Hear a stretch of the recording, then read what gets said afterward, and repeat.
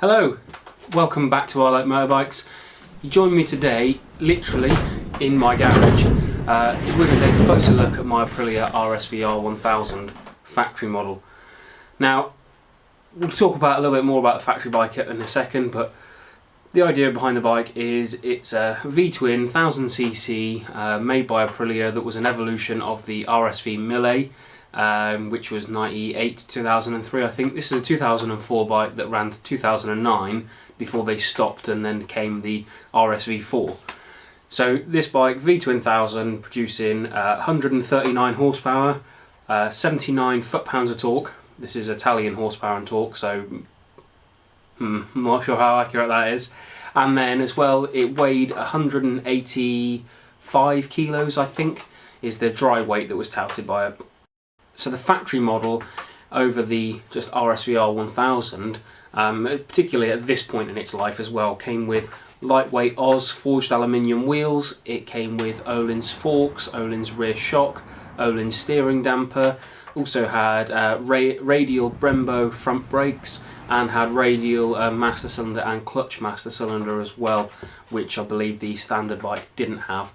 But as the models moved through the years, at certain points, I think something like 2007, then they for standard they got Öhlins forks and radial brakes and a few other little bits here and there. So it gets a little bit more confusing the later the model history goes, but certainly at the beginning of the life, that's all the details that it had. And as well, it also had carbon fibre adorning it throughout, so a few bits on the front here, sides, and so on. And just the idea behind it is it was a bit more special. It was to, you know, be lighter, better handling, so therefore a faster bike overall. This bike that I decided to buy, I'd wanted an Aprilia RSVR for quite some time. Always seen them in photos or on computer games or in videos. Really love them, and I knew I really wanted to get myself a hold of one at some point.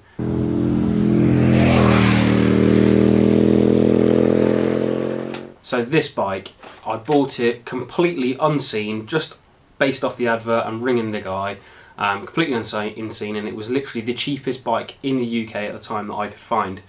So I bought it from a place called Scunthorpe, which is about 270 miles away from my house in Somerset, whilst the UK was in the full nationwide lockdown in March earlier this year. Got delivered in the back of a van, got sent down country, turned up, and that's when I first got a proper look at it. And every single panel, including the tank, everything had some sort of damage, scrape, crack everywhere.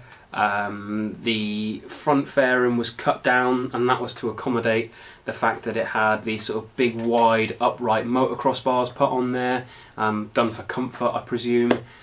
It had a rear tyre that was too wide for the bike. Really, it was a 200 section, and these are standard at 190. Apparently they fit and they clear okay, but it did look like it had been rubbing.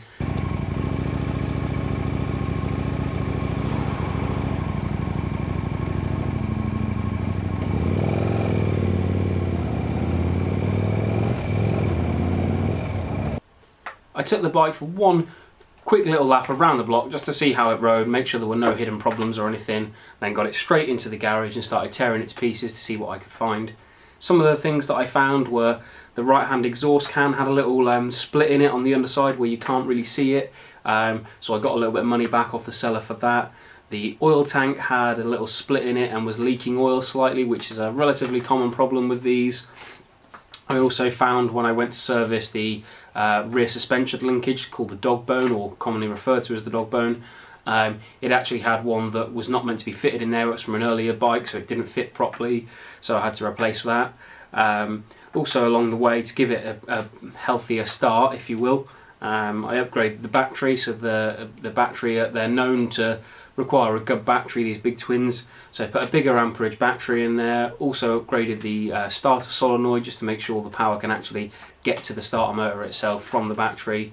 There were a whole host of other things that I did as well, like changing the tyres. Like I said, the rear tyre was too big, so changed the rear tyre on them. I did things like bleeding the brakes and just generally giving everything a check over, as well as as you'll see, the fact that I changed the bike completely from the condition and colour that it was in, from that red and silver, and the tail that didn't fit properly was from a later bike and shouldn't have been on that bike, all those sort of things, and I changed it to the way it sits now. And in doing that, I managed to sell the upright bars and fairing to a chap in Norway, so that got me £500 back. I managed to sell the tank to a guy in Cornwall in the UK, and that got me, I think, £60 back. I sold the tail fairing over to a guy in West Sussex, I think, which got me £40 back. And there was a few bits here and there that I managed to do some deals in. So fortunately, it wasn't a huge outlay. I did get some money back in to do that kind of thing. And then after, I don't know, putting a few hundred miles on the bike, I happened to be out on a ride on the south coast in this beautiful location, and went to ride away and realised I had no clutch. Started the bike and it wanted to sort of move straight away when the bike was in gear. But from that point, I got it home, rebuilt the slave cylinder, also rebuilt the clutch master cylinder, bled all the fluid, and I ended up with this problem. I was sat there and I was scratching my head, and I'm not sure whether the camera will pick this up. I hope it will. So where I'm pulling the clutch there, you can hear this sort of noise. I chased my tail for days, weeks, trying to find this problem. Didn't ride the bike, trying to find this problem of where was air getting into my system, only to finally, you know, call it a day. I posted on a Facebook group, asked for some advice, and people told me that these bikes run with what's known as a PPC clutch, which is a pneumatic powered clutch, I believe, whereby when you pull the clutch in, it effectively siphons some air from the inlet manifold, I believe. So only when on a closed throttle this is. It'll siphon some air from the inlet manifold, and it'll allow the clutch to slip slightly, just so you don't get any hopping and skipping with the rear wheel as you go down the gears too hard when you're on a closed throttle. So it's a slipper clutch basic. It's not a slipper clutch, but it's a basic way round it effectively that Aprilia designed, and that's what you can hear sucking air in, is that is that noise. So yeah, after that point I just got back on and rode the bike plenty more, and so I knew I wanted to do a track day, really, you know, find out what this bike could do in the territory it was designed to be on. So I booked a track day at Cadwell Park, which is in Lincolnshire up country. And if you don't know Cadwell Park, you know, you've never been to it, never seen it on TV, you're not from the UK, whatever it may be, Cadwell Park is one of the most technically challenging tracks in the UK. It's got loads of elevation change, you're up, you're down, it's got on camber, off camber, tight corners, big fast corners, and I believe I'm right in saying it's the only place in the UK where motorcycles or road going motorcycles can get airborne on track over a little area called the Mountain. I didn't get airborne, I was only wheeling over it, but certainly it's renowned in the UK track day scene and biker scene alone for being a really interesting part of any circuit, and the whole circuit itself is fantastic. So yeah, I headed up there, did a track day, and this bike, that is absolutely where it belongs, is on big booming tracks. You know, you can pick any gear, throw any gear at it, a high gear, a low gear, doesn't matter, open the throttle, and it's just sublime. I'm reliving it now in my mind, and it's just fantastic. It's so good. Brakes were excellent, the suspension was excellent, the engine was an absolute peach. I mean, it drank a lot of fuel, but it was just, you knew it was where it wanted to be. It wants to be thrashed, it wants to be ridden hard, you know, taken to the red line, throw another gear at it, that's what it wants, you know, ride it hard, wring its neck. That's what the bike was designed for. I think I'm now qualified to say what it's like to ride and own an Aprilia RSVR 1000. I'm going to refer a couple of times in a moment to Gen 2 or Generation 2 bikes. So Generation 2 is 2004 to 2009 bikes. I think the Tuono, which shares a lot of parts, shares suspension, brakes, wheels, all those sort of things, engines, and believe main chassis as well. It shares a lot of components, and their Generation 2 ran from 2005 to 2010, I believe, but don't quote me on that, I'm not sure. So, very different to the Gen 1 bikes. I think the engine's different, forks, wheels, blah blah blah. There's loads of differences, so yeah, Gen 2, this is what this is, that's what I'm going to be talking about. So some of the niggly little problems you need to watch out for if you're going to buy them, or if you've already got one and you haven't done your research on them. There's quite a few, so bear with.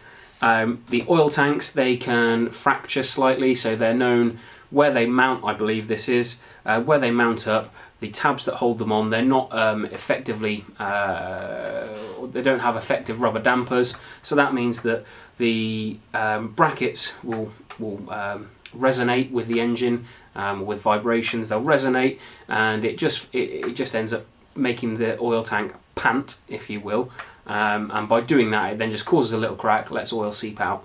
The reason it's got an oil tank is the fact that this bike doesn't have the oil in a sump like most bikes do. It has what we call a dry sump, so oil pumps oil from the bike rather pumps oil from the oil tank into the engine where it's needed to be lubricated before popping it back in the oil tank. So it's just a different place of keeping the oil, but it means that you don't have a big sump dropping out the bottom of the bike to hold the oil in. You just sat on the side of the bike. So those are a weak point. The dog bone linkage, which I mentioned earlier, they are a known weak point, and if they're not looked after, they can crack. The swinging arms on these Gen 2 bikes, I believe there was a recall for the earlier bikes. The way to tell, there's guides online, but the way to tell I think is one has on the left hand inner of the swinging arm, if they've got 2 rivets there, then you know it's a pre-recall. If it's only got 1 rivet, then it's already been done, it's the later swinging arm, you're all good. But I think they can crack as well.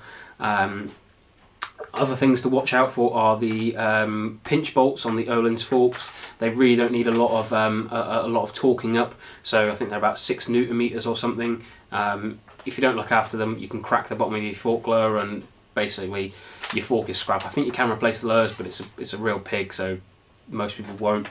So yeah, that's something to watch out for. Also, clutch slave cylinders, they're a known weak point. People usually put on something like an Oberon or some of the other, I think Factory Racing do one, but you can just rebuild the original. It does work, it's what I've got the original just rebuilt, it's been fine for me. People struggle getting neutral. I've actually found, I did have short levers on this bike before, and I've now changed it to full length levers. And before, with the short levers, it was a real pig to get neutral. I really struggled, and the technique is you roll up to a junction in second gear and go down into neutral rather than all the way to first, just down into neutral, and then it's okay. Whereas if you stop stationary and you're holding the clutch in and you're in first, you'll never get it up into neutral. However, like I say, having done that and putting those long levers on, I now find that if I'm stopped, I can get neutral first, neutral first, neutral, do it as many times as I want, it works absolutely fine, and the only thing that has changed are those long levers. So put long levers on your bike, looks better, feels better, you're going to get neutral. Simple as. Rear brakes on these bikes, the location of them there, it's a horizontal master cylinder bolted right next to the engine, or onto the engine itself actually, and it's renowned for causing a crap rear brake. You're always having to bleed it. I've been no different. I struggle with my rear brake, so I just don't use it and just rely on engine braking or the fantastic front brakes. Other things to watch out for, the earlier bikes especially, I'm just looking at the clocks there because that's what reminded me. Yeah, the clocks on these bikes, you can reset them, so the mileage can be really patchy. It can go from 10,000 miles to 0 miles, or up to 5 and then back to 0 or whatever, and it's because if you don't remove the battery in the right method, you can reset the clocks. Basically you can just put 0 miles back on them, so just be wary if you are buying one. It's something to watch out for, but it's a known problem, so it's not really a problem, if you see what I mean. A couple of the other little issues are the mirrors. I mentioned those earlier, and in fact even with the standard bars on them you can still see bugger all out of them really. You end up flapping like a chicken trying to move your arms out of the way and moving around just to see what's behind you. They're not great, well they're not good, they're not great. They are pretty bad, but they do kind of work if you do flap about and move about. So just something to be aware of there. And one final point is on the earlier bikes, I think again there's guides online, go and read up for yourself because I can't remember the exact engine code, but after a certain engine code this problem was fixed. But certainly the earlier bikes, they suffered from regulator rectifiers burning up caused by the stator and generator assembly. That's because I think these earlier bikes produced 500 watts from the generator, which it just overloaded the system. They can't cope. And basically the only way to fix it, if you keep burning out stators and you keep burning up your reg rec and boiling batteries and all of that good stuff, the only way to fix it long term, it's going to cost you £1,000, because you need to upgrade the generator, the stator, the regulator rectifier. But some people have had good and bad experiences with replacing just the reg rec. Or I know there's something I think called a RICS stator cooling modification you can put on, which just makes sure it squirts oil at the generator itself while in operation. There's quite a number of fixes. People mix and match. Some people do it all, some people just do one bit. There's mixed reports. Just keep an eye on your bike, basically. I've checked mine. The voltage is absolutely fine at idle, when you're revving it, everywhere else. So I'm not worried about mine at the moment, but it is something I do want to keep an eye out for in future. So that's enough of the bad stuff and the things to watch out for. If you are looking at buying one of these bikes, if you can afford it, go for the factory model over the non-factory model. The reason being, the main one for me anyway, is the Öhlins forks and the lightweight wheels. Or the Öhlins suspension all round, I should say. It's just fantastic. The ride on this bike, for a sports bike, let's not forget, it's incredible. It's so good. I previously had a 2014 Triumph Street Triple R, and that was so crashy in comparison. So crashy, you'd be bouncing, you'd hit potholes, you're flying everywhere. You can ride this bike on the same roads and it's way more comfortable. Like, honestly, genuinely far more comfortable than that Triumph was.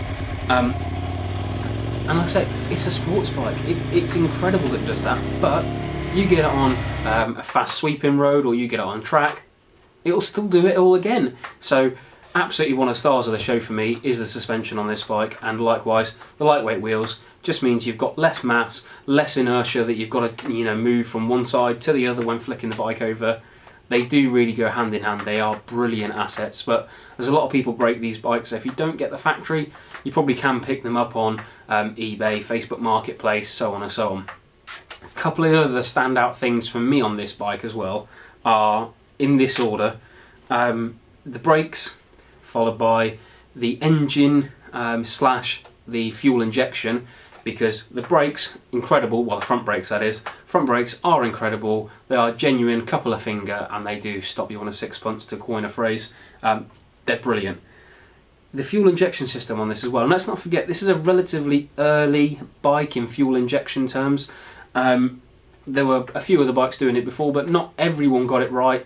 Things like the early Triumphs, they didn't get it right. It was a bit snatchy, and even some modern bikes now, they do have snatchy throttles.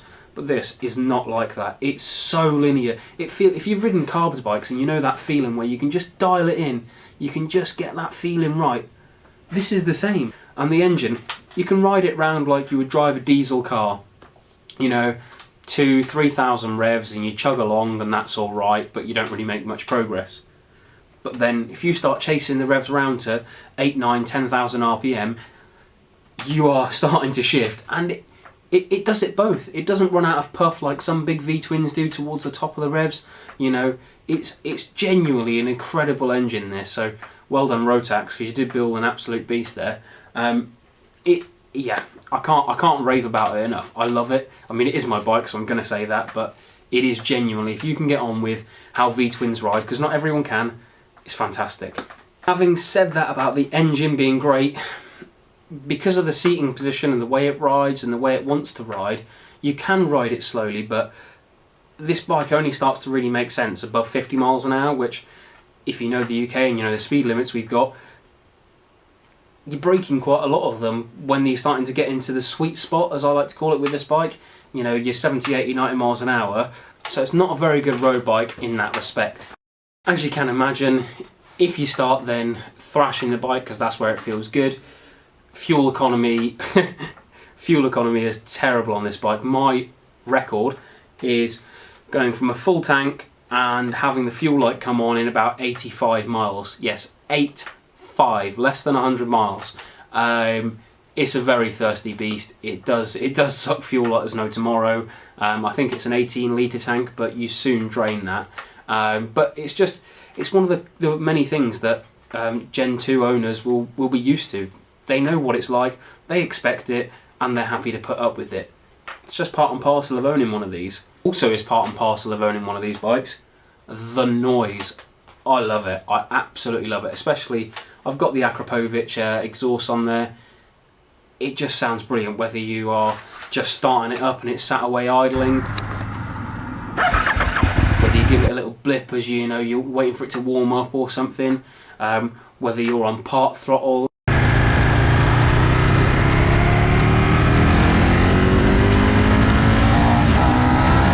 or when you hear it on full throttle and it comes past you. Oh, it just I love it. I absolutely love it. I can't rave about it enough. It sounds fantastic. I think you'll agree.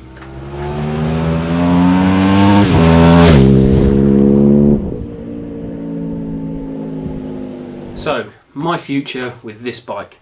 I'm not really sure, to be honest. I had originally thought that I want to do more track days on it, because like I said before, that's where it felt so good. That's where I want to be going with it, is I want to ride it where it feels best. So I'd like to do some more track days. I would like to do a trip away on it. That's why I bought the rear rack for it. So, you know, strap some luggage to it, go away for a weekend or something. Would like to do that. I'd like to just ride it more generally, you know, go out with some mates on sports bikes and scratch around Wales or something. And also over winter, I was thinking there's a few little jobs here and there that I'd like to just tart up. You know, there's a little bit of paint that I'd like to rub back and respray just to make it look a bit tidier. There's another little oil leak that's not major, but I know it's there. You can't see it, you can't tell, but I know it's there. I would like to just clean that up and sort that out. But again, just getting on top of some of those common issues again and making sure that it's all up to scratch, ready for next year. But having said that, I'm terrible for bikes. Loads of my mates laugh at me because I'm forever trying to change my bikes. Bikes don't stay long in my garage. And at the moment I've got a real hankering for something else. So yeah, the itchy key syndrome is starting again. So whether it will stay or not, I don't know. You'll have to watch this space. But thanks very much for watching. Hope you enjoyed, and ride safe. Cheers.